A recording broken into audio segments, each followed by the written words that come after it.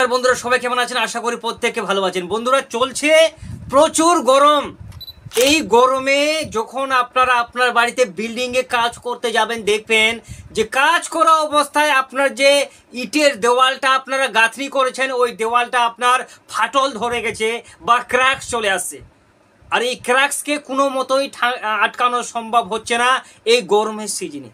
তাহলে আপনার বাড়িতে যদি যখন গোড়ায় আপনি কাজ করবেন ওই ইটাল গাঁথনির সময় যদি আপনার দেওয়ালটা ক্র্যাক হয়ে যায়, তাহলে ভাবুন যখন ওই ক্র্যাকগুলি পরবর্তীতে আপনারা রং করবেন তখনও কিন্তু ওই ক্র্যাকগুলো আপনার বাড়িতে ফাটলটা দেখা যাবে। ওটা কি আপনারা আটকাতে পারবেন না। তাহলে কিছু ট্রিক্স আছে, কিছু নিয়ম আছে। এই গরমকালে যদি আপনারা ইটের দেওয়ালটা গাঁথনি করেন, তাহলে 2-4টা জিনিস যদি বন্ধুরা আপনারা মনে রাখতে পারেন বা এই জিনিসগুলো পালন করেন, তাহলে আপনার দেওয়ালটা কখনো কিন্তু ফাটল আসবে না।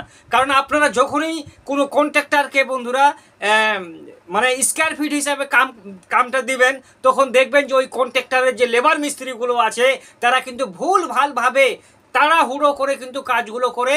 এই কারণেই আপনার ইটের গাঁথনিতে দেখবেন যে ফাটল ধরে গেছে। ঠিক আছে, তাহলে আপনাকে 3টা ট্রিক বলবো। আপনি যদি একজন বাড়ির মালিক হয়ে থাকেন, তাহলে ওই মিস্ত্রিদেরকে বলুন ভাইয়া এই 3টা ট্রিক আপনারা পালন করুন, আপনার বাড়ির ইটের দেওয়ালে কখনো কিন্তু বন্ধুরা ফাটল ধরবে না। আমি মাসুদ করিম, একজন দক্ষ মিস্ত্রি হয়ে আপনাকে বলছি, এই জিনিসটা পালন করলে আপনার ইটের দেওয়ালে কখনো কিন্তু ফাটল হবে না, যতই গরম আসুক। কি করবেন?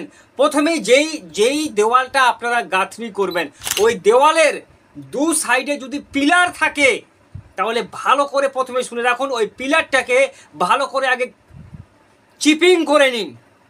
চিপিং করার অর্থ হচ্ছে যখন মশলাটা যাবে, তাহলে ওই পিলারের আর ইটের গাঁথনির মধ্যে একটা ভালো মজবুতি তৈরি হবে। এই জিনিসটা মাথায় রাখবেন। এই জন্য প্রথমে ইটের যেটা আপনার পিলারটা আছে, পিলারটাকে চিপিং করুন। তারপরে কি করবেন? যেই ইটগুলো আপনারা বন্ধুরা গাঁথনিটা করবেন, ওই ইটগুলোকে 24 ঘন্টা আগে ভালো করে জলে ভিজিয়ে রাখুন, বা পাইপ দিয়ে এমনভাবে জল মারবেন, জল দিবেন ইটে, যেন ওই ইটটা পুরোপুরি কিন্তু গোটায় ভিতরটা পর্যন্ত দেখবেন যে একদম পানিতে স্যাঁতস্যাঁতা হয়ে আসছে। তাহলে কি হবে? গরমের সময়ে যখন আপনারা দেওয়ালটাকে তারাই করবেন, তাহলে ভিতরটাও কিন্তু আপনার ওই ইটটা মানে জল জল ভাব থাকবে। এই কারণে কিন্তু বন্ধুরা হিটটা কিন্তু মানে বের হবে না, এই কারণে আপনার দেওয়ালটা ফাটল আসবে না। দ্বিতীয়ত কি করবেন? যখন মশলাটা গাঁথনি করবেন, ওই মশলাটাই যেন খুব জলের মতো পাতলা না হয়ে থাকে। যেরকম 4 ভাগের ভাগ দিয়ে আপনারা 5 ইঞ্চি ইটের গাঁথনিটা করবেন, আর করার পরে যে আপনার পিলারটা আছে, ওই পিলারটাতে প্রথমেই আপনাকে সিমেন্টের ঘোলাটা ভালো করে বন্ধুরা দিয়ে দিতে হবে।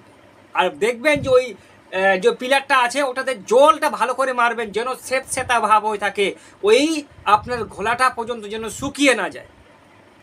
তাহলে দেখবেন যে ইটের গাঁথনিটা যখন করবেন না, তখন ভাই ওইটা আপনার এমনি তো প্রথমে আপনারা ইটটা ভিজিয়ে রেখেছেন, তারপর পিলারটাকে চিপিং করেছেন, হ্যাঁ, চিপিং করার পরে গাঁথনিটা করলেন।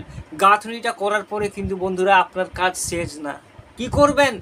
দিনে 3 বার এই গরমের সময় বন্ধুরা পাইপ দিয়ে কিউরিং করবেন। যে দেওয়ালটা আছে দিনে 3 বার, সকাল দুপুর সন্ধ্যা, 7 থেকে 10 দিন পর্যন্ত তারাই করুন, কিউরিং করুন।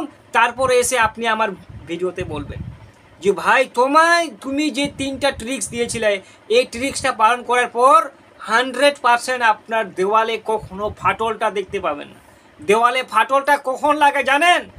যখন মিস্ত্রিগুলো কি করে ওই পিলারটাতে সিমেন্টের একটু ঘোলা লাগিয়ে দিল, ওটাকে স্ক্র্যাচও করলো না, টাকাইও করলো না, পিলারটাকে সিমেন্টের ঘোলাটা একটু হালকা করে লাগিয়ে দিল, আর কিছুক্ষণের মধ্যে ওই সিমেন্টের ঘোলাটা শুকিয়ে একদম সাদা হয়ে গেছে।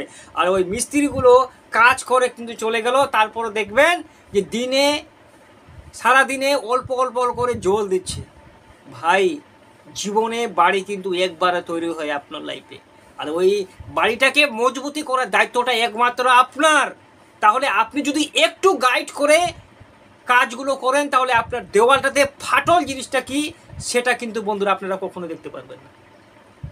আর আপনার মাথায় যদি কোনো প্রশ্ন থাকে যে দেওয়ালকে কিভাবে আটকানো যায় বা বিল্ডিং সম্পর্কে কোনো কোশ্চেন থাকে, তাহলে অবশ্যই আমাদের কমেন্ট করবেন। আপনাদের প্রতিটি প্রশ্নের জবাব দেওয়ার জন্য কিন্তু বন্ধুরা আমরা তৈরি আছি।